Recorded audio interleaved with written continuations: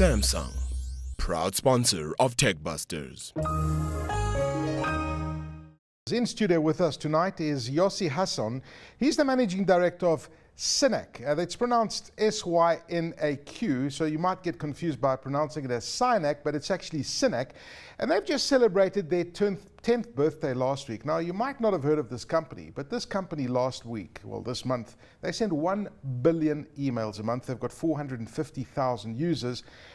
Welcome to the studio, Yossi. Thanks, Aki.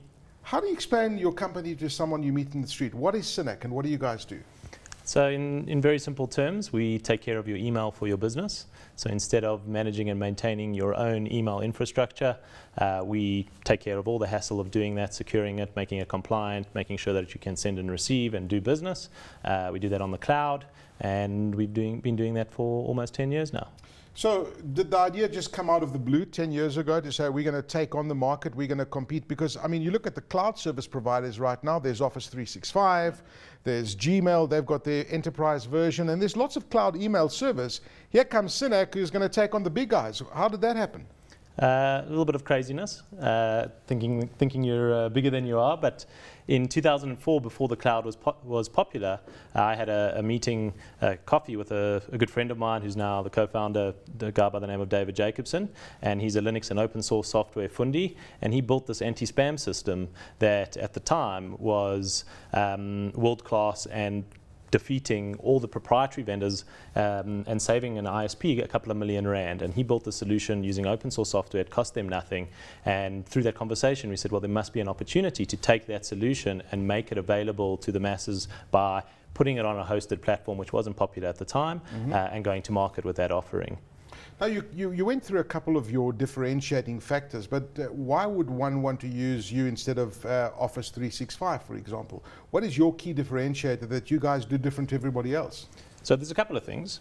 For one, we work with an Office 365, so we have some technology that will bolt onto Office 365, like our branding service, which inserts banners, marketing banners, and standardizes on your signatures, which Office 365 doesn't have, and so does the same with Google Apps. Yes. But for companies that want to actually move their entire mail infrastructure onto us, there's a couple of benefits. Number one, we're a local provider, so we ensure that all your data privacy laws, your data sovereignty laws, and from a compliance point of view, all your data is housed within local South African borders. POPI, please note, POPI key. POPI is key. Yeah. On top of that, we have local support. So you pick up the phone. This is what we do as a business. You're calling us. We're there 24 hours. We're able to assist you. Whereas if you're phoning the likes of a Google or a Microsoft, your support experience might vary depending on who you get. And it's also not housed within the country. And then lastly, we integrate with a number of local different services to make sure that the offering meets local nuances, such as we're the only company to offer a 100% phishing protection SLA because we integrate with all the local banks. Okay. So we can do that because we're local and we're doing those kind of customizations. Now that's amazing. You offer 100% phishing. You catch the dirty fish before they come to the email. And it's a punitive SLA. So if one comes through, we have an SLA and we'll refund you part of your service contract because that phishing SLA came through. That's amazing. So have you guys designed your own standalone app, piece of software that sits on the computer, so you don't use an Outlook, for example, or another mail piece of software, right? So we come from an open platform background, an open source software background. So we allow our clients to use any interface that they want. So they can use Outlook, they can use our interface, they can use any web interface as well, so they can go on Firefox, Chrome, Safari, or Internet Explorer. So we're very much about enabling the experience to work across devices, across platforms, anytime, anywhere, regardless of what the technology that they prefer to use is. We don't try and enforce. But Yossi, you guys are an amazing South African success story. You and David took a company 10 years ago. It started off as a dream. You've got an incredible amount of smart software engineers in your company over here. You've created a product that is world-class. What advice do you give entrepreneurs? We're now in a digital economy, as you know, and we've got some very talented people in this country. There are people that are saying, hey, I want to be like Yossi one day. What advice do you give to young people today that want to follow the dream that you followed? And you've got a company that's done multi-million rand deals. I think the advice would be to get out and start doing it.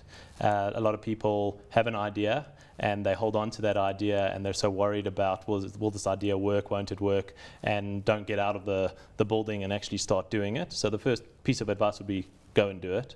And the second piece would be that it takes a lot longer than you think.